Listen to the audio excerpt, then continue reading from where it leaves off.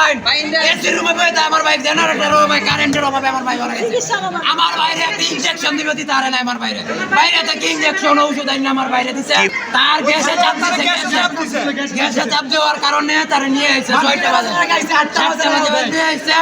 তারপরে আবার পরে কারেন্ট নাই আমার বাইরে ইসিজি করতে পারে নাই ইনজেকশন করতে পারে নাই অপারেশনটা পর্যন্ত করতে পারে না শুধু ওরা বলে যে ভাই মেশিন নিয়ে আসেন ওদের কাছে রুগী নিয়ে আইলে বলে ভাই মেশিন নিয়ে আসেন আপনারা নতুন করে একটা টিকিট করছে 8:13 বাজে তখন আইছে তখন পরে কইলে দেখি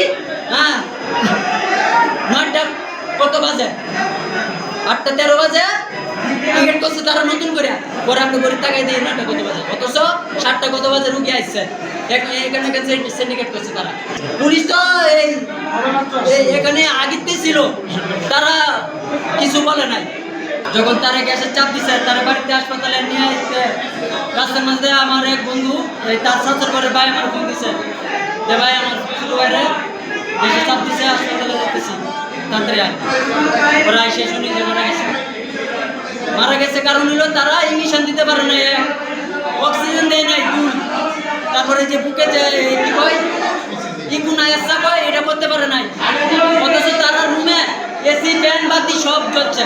অথচ কারেন্টের জন্য তারা চিকিৎসা দিতে পারে নাই তারা চিকিৎসা দেয় নাই হচ্ছে যে কারেন্টের সমস্যা অথচ জেনারেটর আছে জেনারেটর চালু করে নাই তারা অথচ এখানে আবার এরা তো আলাদা আবার জেনারেটর আছে এরা এসি বাতাস খেয়েছে ফ্যানের বাতাস খেয়েছে লাইটও জ্বলছে এখন কারেন্ট নাই কতক্ষণ ধরে দিলে কারেন্ট নাই 1 ঘন্টা ধরে এটাও একটা সিন্ডিকেট এটাও তারা প্ল্যানিং করে একটা সিন্ডিকেট করছে তো একটা প্যাস বুঝাইতে আর কি 900 আপনারা একটু ধৈর্য ধরেন আমরা এটা সর্বোচ্চ ব্যবস্থা নিব যদি হাসপাতালের দিক থেকে যদি কোনো ত্রুটি থাকে ভুল ত্রুটি থাকে আমরা এটা সর্বোচ্চ ব্যবস্থা নিব ইনশাআল্লাহ